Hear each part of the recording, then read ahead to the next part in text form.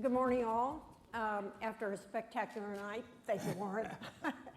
And I'm going to be asking some questions, as usual, and we will go to the audience a little bit later, so get your questions.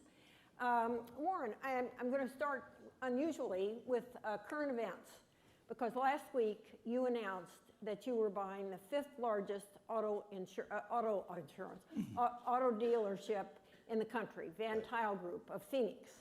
Now, there may even be some people in the audience who think of the car business as ethically challenged. But at any rate, what I'd like you to do is spend a paragraph or two talking about what, by Buffett standards, is a good business, and then go into why does the car dealership business look like a good business to you? A good business is the one that earns a high rate of return on tangible assets. Very simple. That's pretty simple, yeah. And the very best businesses are the ones that earn a high rate of return on tangible assets and grow. But even ones that don't grow, if they earn a high return on tangible assets, and then of course if you don't pay too much, they can be a good investment. They're a good business to start with by the high returns. If you pay too much for them, you can turn a good business into a bad investment. But if you pay an appropriate price, you can do all right. Now, the big mistake which we made in the early years was to try and buy a bad business at a really cheap price. And it took me about 20 or 30 years to figure out that wasn't a good idea. But this is the car business, the car dealership business, if run well, can be a very good business. You have no receivables to speak of. You floor plan your inventory. You can lease your real estate. We don't do that. We'll own 95% of our real estate. So you can have very little capital actually invested in the business. And you do a large volume. Van Tile, which we bought, has 78 dealerships. They'll average over $100 million a dealership. So you can work on fairly narrow margins and still earn a high return on capital if you don't tie up much capital into $100 million of business. And how many car dealerships are there in total in the United States? Well, there are over 17,000 car dealerships in the United States. And the interesting thing is if you go back 40 or 50 years, there were in the 30,000. So while the country has grown dramatically, and actually the number of nameplates in the car business have grown, you've cut the dealerships almost in half. So the average dealer now does far greater volume than when I was growing up. Well, by all means, visit a Berkshire Hathaway car dealership in the next year and report back. Now, Ed, let's go from that to an entirely different industry, the big banks of the United States. Right. And the question of whether they are good businesses, and the question of what's happened to that in the last few years. Are they as good a business as they were a few years ago? No. The banks earn on assets. They don't earn on net worth. You calculate it eventually as to what they earn on equity or net worth. But assets are the earning factors, and they've changed the rules so that you have to have more net worth per dollar of assets. And obviously, if you have more net worth per dollar of assets and you're earning a constant amount on assets, your earnings on net worth go down. Now, they were ungodly profitable. The better ones were back 15 years ago or 10 years ago even, when they had high ratios of assets to net worth. And some of them even cheated in terms of having even more assets than the regulators would have allowed. And you had these SIVs, as they were called. Citigroup had a whole bunch of them. So they were off balance sheet ways of even controlling more assets. But all of that sort of thing has been terminated, and now they've got much lower limits as to the assets to net worth ratios. And the bigger the bank, to some extent, the lower that ratio can be. So what was a very profitable business has been turned into a good business if executed well. It's a pretty simple business. I mean, you get your money cheap, very cheap. Wells Fargo will have $1 trillion roughly, or close to that, of depositors' money, and it's probably costing around 10 basis points. Now, most people think you get $1 trillion of money and pay 1/10 of 1% for it. would find some way to do something profitable. But the banks have always gotten in trouble on the asset side. They've never gotten in trouble on the liability side, basically. But they really haven't gotten in trouble too much on the expense side. But they go crazy occasionally on the asset side. And what they do is they start copying what their dumb competitors are doing. That happens in every business, but it's particularly virulent in the banking business. John Stumpf once said, he said, I don't know why we keep looking for new ways to lose money when the old ones were working so well. But they do, and they copycat. That's a great danger in any business. I warn our managers against it all the time. If anybody comes to me and says, we want to do this because the other guy is doing it, I say, go back to square one and come up with a better reason. But human nature is such that you do want to do what others are doing. I, one time, was at a director's meeting where a leading property casualty insurance manager, a very well-known guy, was making a presentation to buy a life insurance company. And he was going through all these kind of silly reasons why they should do it. And he realized that the crowd was kind of catching on to the fact these reasons weren't too good. So finally he just threw up his hands and said, oh, all the other kids have one. And basically there's a lot of business decisions made because all the other kids have one. Okay, now let's move to the stock market, Okay. subject of great interest to everyone here, I'm sure. Over the years, you've generally been reluctant to frame a big cosmic position on the stock market. I've done it about 5 times. I know, but I think last spring, if I'm remembering correctly, and correct me if I'm not, you said that stocks were neither greatly expensive or really cheap. Right. What would you say now about stocks?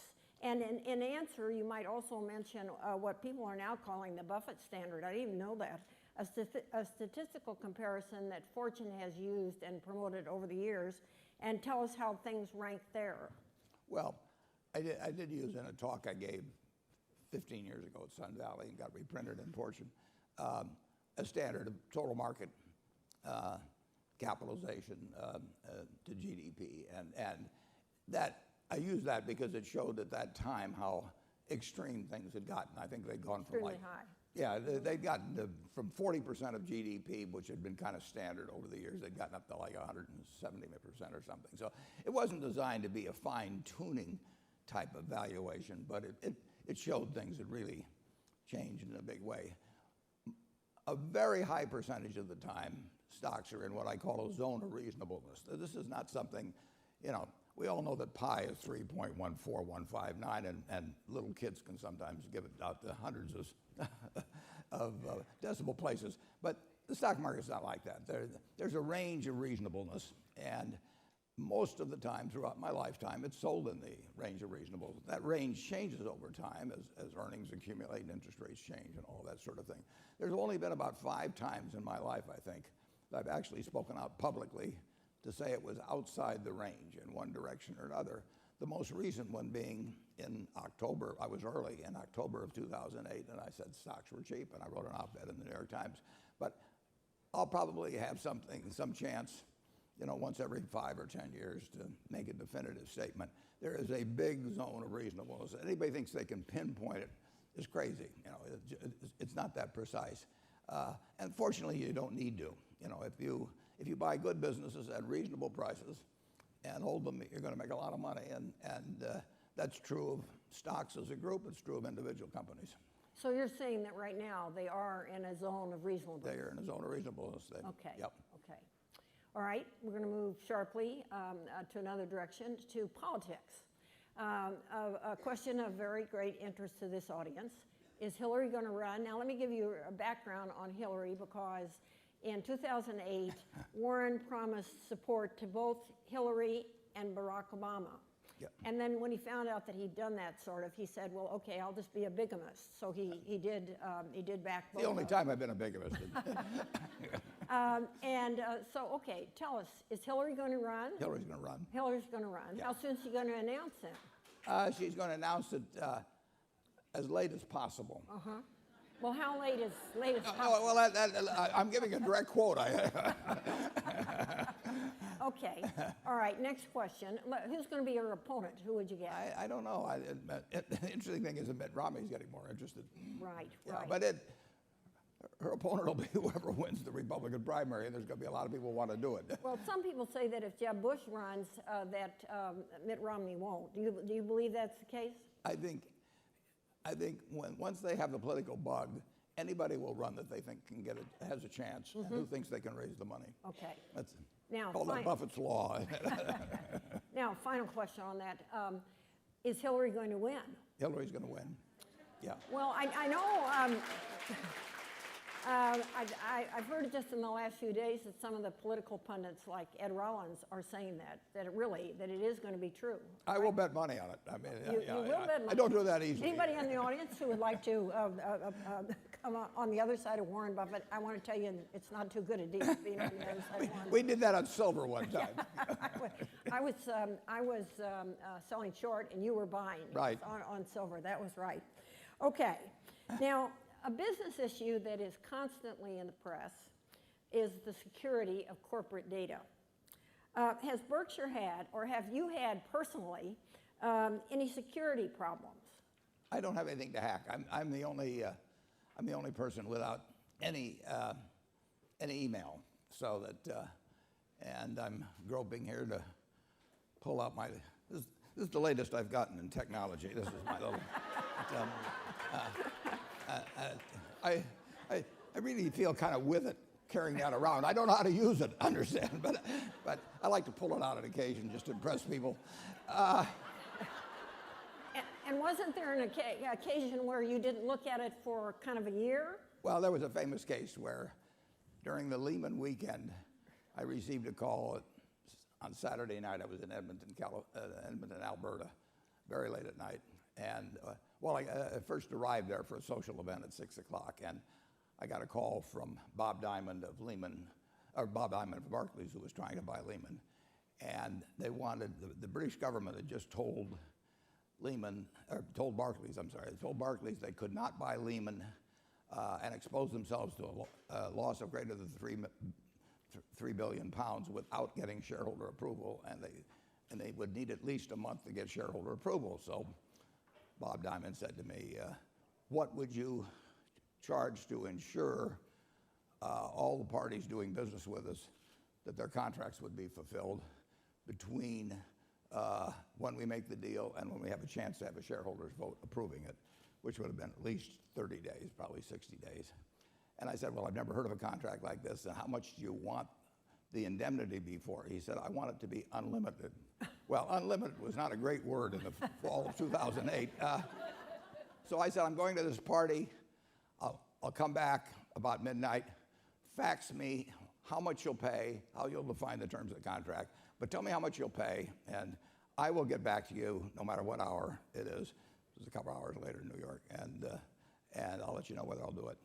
So I went to the party, and I came back at midnight, and there was no fax. And I went down to the desk, and I said, where's the fax? And they said, we don't have a fax. So I stayed up for another hour or two. Finally, I gave up. That was September 2008. In July of 2009, I was going to Sun Valley, and we got off the plane, and I opened this very modern contraption I have in my pocket, and it said message waiting or something like that. And I don't know how to work that part of it. So I gave it to my daughter, who's here, and I said, tell me what this is. Message is on here. And so she pulled it up and handed it to me, and I started listening, and she started talking to me. I said, quiet, I'm trying to listen to this. And it turned out that it was a message from that night in September telling me that they would call me on Sunday and we'd try to work out all this thing. So if you really want to know the story of why Lehman failed.